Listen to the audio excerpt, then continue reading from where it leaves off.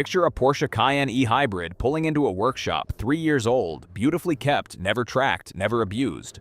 The owner has a service estimate in hand and a knot in their stomach because the dealer has just told them the high-voltage battery is tired and a replacement will run somewhere north of $4,500. The electric range that read 25 miles when the car was new now barely shows 11. They serviced it on time. They washed it on Sundays. They charged it religiously every single night. And the question they ask is the same one Porsche specialists hear over and over again. What did I do wrong? Here's the uncomfortable answer. In most of these cases, nothing was defective, nothing was abused, and the climate was not to blame.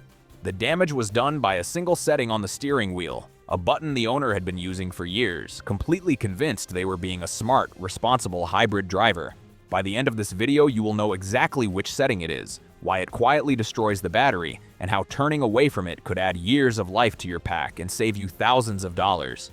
Let us be clear about what is really happening, because the dealer almost never explains it. Your battery is not failing because of its age. It is not failing because of your mileage. It is not even failing primarily because of heat, although heat absolutely matters, and we will come back to it. The single biggest cause of premature high-voltage battery decline in a plug-in Porsche is not a fault in the car at all. It is driver behavior, triggered by a setting that most owners do not fully understand, used in a way the engineers never intended. Once you see how it actually works inside the pack, you will look at that button very differently. Here's the foundation that nobody explains when you collect the keys. The high-voltage battery in your Porsche is nothing like the battery in your phone, and it is not meant to be treated like one. A lithium-ion pack does not want to live at the top of its range or the bottom of it. It is happiest, and it lasts by far the longest when it spends its life in the middle, roughly between 20 and 80% of its charge. That is not a marketing suggestion, it is battery chemistry. Push a lithium cell up to a constant high state of charge and you stress the cathode and accelerate its aging. Drain it hard and repeatedly to the floor and you invite imbalance and heat. The damage from living at the extremes is invisible and cumulative. You will not feel it on any single drive and no warning light will mention it. But the cells keep the score, and every hour spent sitting full or running empty quietly shortens the life of the pack. There is a useful way to picture it. Think of the battery less like a fuel tank that you simply want full, and more like a muscle that performs best when it is exercised gently in the middle of its range, and strains when it is forced to the very top or held there under tension. Every charge and discharge is a small cycle, and the pack quietly counts them, but a shallow cycle in the middle of the range barely registers while a deep one or a long spell sitting full takes a real bite. Porsche's own engineers know all of this, which is why, left to its own devices, the car works hard to keep the battery in that healthy middle band, charging it, leaning on it, and resting it in a rhythm calculated to make it last. And that brings us to the setting.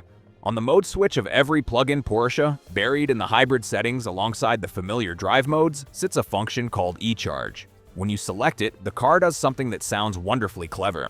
It uses the petrol engine to charge the high-voltage battery while you drive, shifting the engine's load point so that the biturbo generates more energy than the car actually needs and pours the surplus into the pack. What is really happening is that the engine is being made to run harder than the road demands, and that extra effort is converted into electricity and fed into the pack, a process engineers call shifting the load point.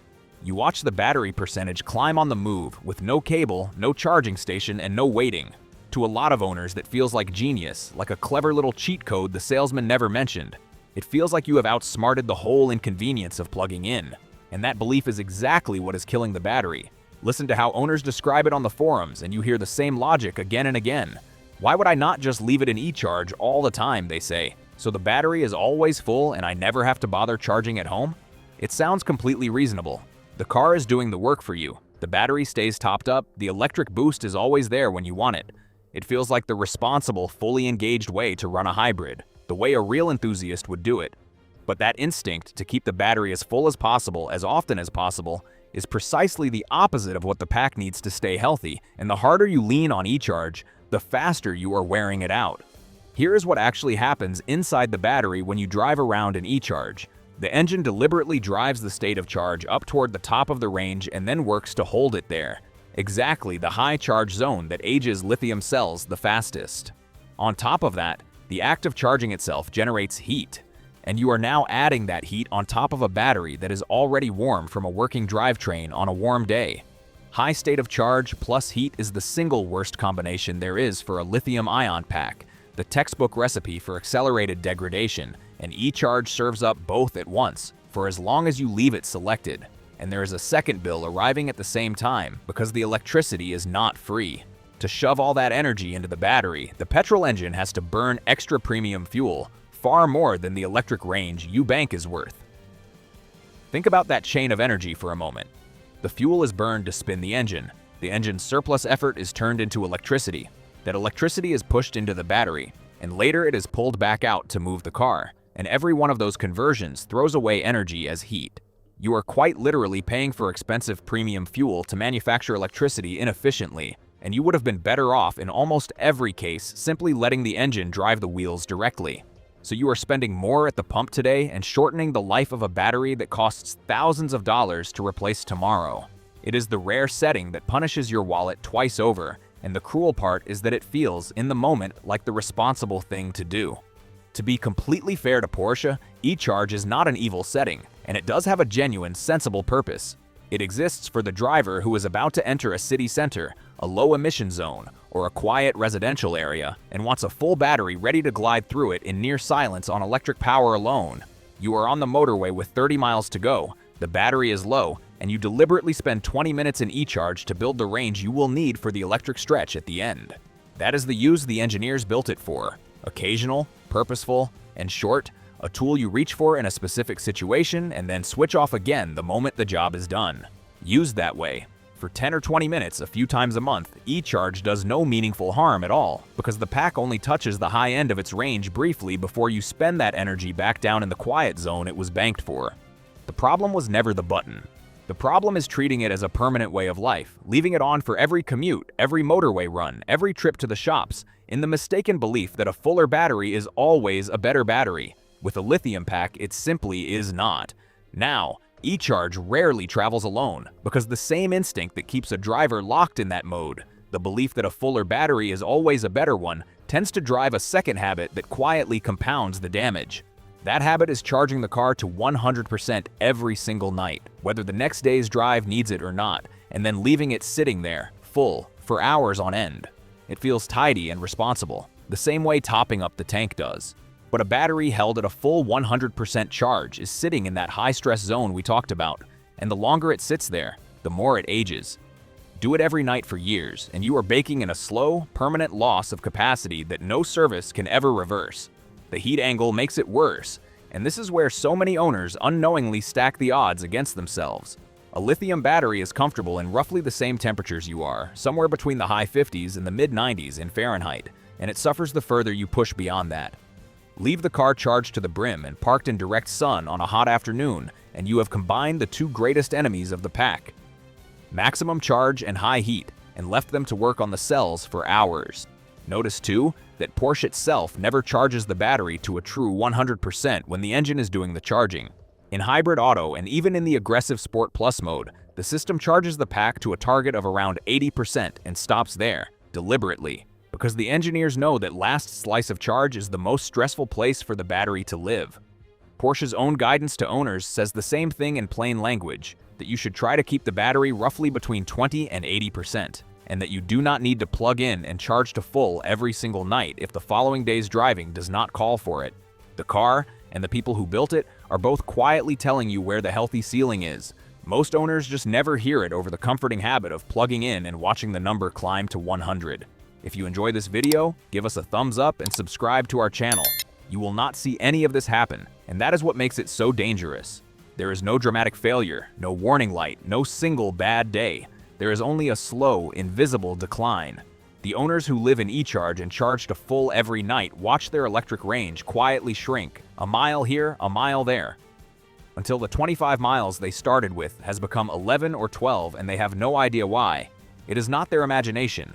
Independent testing of plug-in hybrids across the industry has found exactly this pattern. Packs that lose serious capacity not from mileage alone, but from how they are charged and managed, with the hardest used and worst managed batteries shedding well over 20% of their capacity, while gently treated packs in the same conditions hold on to far more. The owner stories bear it out. One long-term Cayenne E-Hybrid driver watched their real electric range fall from 18 to 20 miles when the car was new down to around 11, with the car barely covering half what it once did. A neighboring brand's plug-in hybrid told the same story, 15 to 17 miles of electric range when new collapsing to 6 or 7 a few years later, and the manufacturer waving it away as normal wear rather than a fault. Large independent studies of plug-in hybrids have measured the same thing at scale, with some poorly managed packs losing well over 20% of their capacity by 100,000 kilometers, and the very hardest used examples shedding more than 30%, while gently treated batteries in identical cars held on to far more. Same cars, same roads, very different outcomes, and the deciding factor is how the battery was charged and managed, not simply how far it was driven. And the reason this matters so much on a Porsche is the size of the bill waiting at the end of it. The high-voltage battery is covered by a warranty of 8 years or 100,000 miles, whichever comes first, and inside that window you are protected against genuine failure. But ordinary capacity loss from how you charged and managed the pack is treated as wear and tear, not a fault, so it is on you, and the clock is always ticking toward the day that warranty ends. Once it does, the numbers are sobering. A replacement high-voltage pack for a Cayenne E-Hybrid runs in the region of $4,500, and on a Panamera, the figure can climb toward $10,000. Independent hybrid specialists can often do the job for 30 to 50% less than a main dealer, which helps, but it is still a serious bill, and it is worth knowing that a dealer staring at a degraded pack will sometimes push you toward a full replacement long before you genuinely need one, exactly as happened to the owner we started with. The lesson is obvious. Every habit that quietly ages the battery is dragging that expensive day closer, and every habit that protects it is pushing the day further away, often by years. There is one more habit worth naming, because it hides in plain sight. Leaving the car permanently in Sport or Sport Plus as a daily driving mode does something similar to e-charge. Because in those modes, the system deliberately keeps the battery charged up and ready to deliver boost at any instant, holding it higher up the range than the efficient hybrid auto mode ever would. Used on the right road, that is exactly the point, and the car is glorious for it.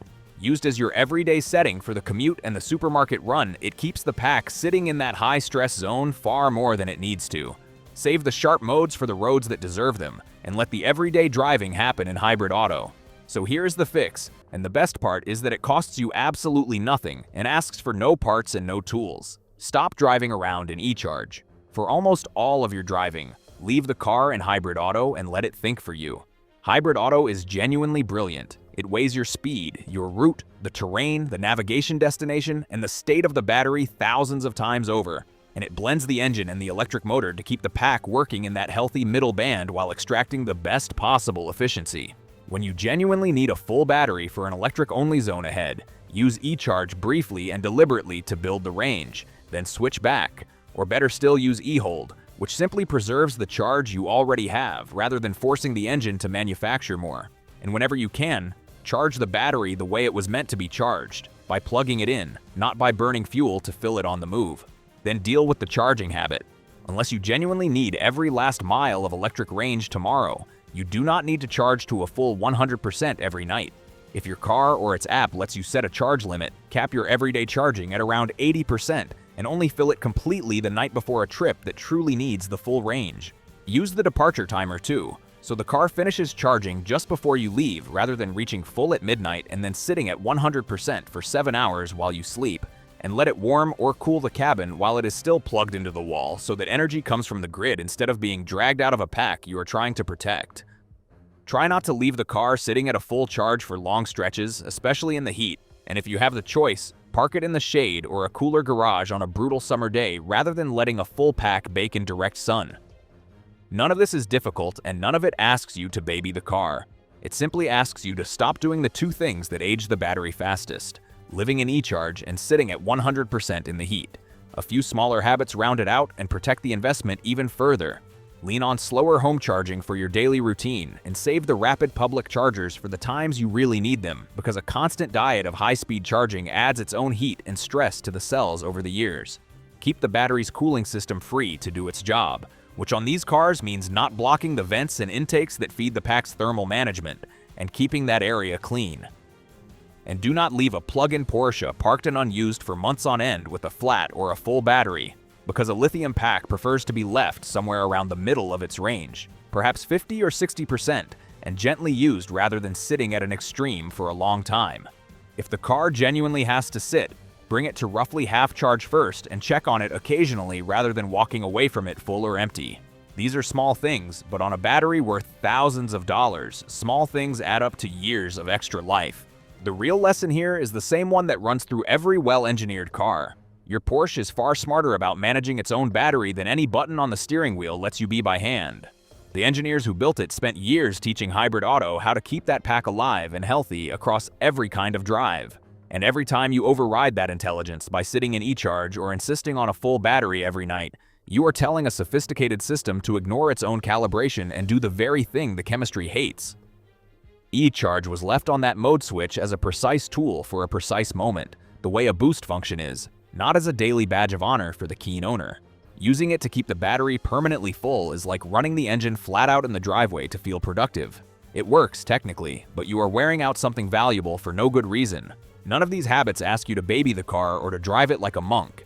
They ask only that you stop fighting the very system Porsche built to protect the most expensive component in the whole vehicle. Trust the car, leave it in hybrid auto for the everyday miles. Reach for e-charge only in the rare moment you truly need to bank range for an electric zone ahead. Keep your everyday charge off the ceiling and out of the heat, and that high voltage pack will reward you with years of strong electric range and thousands of dollars you never had to spend at a battery counter. The owner we started with did exactly that, stopped living in e-charge, capped the nightly charge, and parked in the shade, and while the damage already done could never be undone, the slow decline simply stopped, and the car settled back into the quiet, effortless machine it was always meant to be. Thanks for watching. Don't forget to hit the subscribe button, and I'll see you guys in the next one.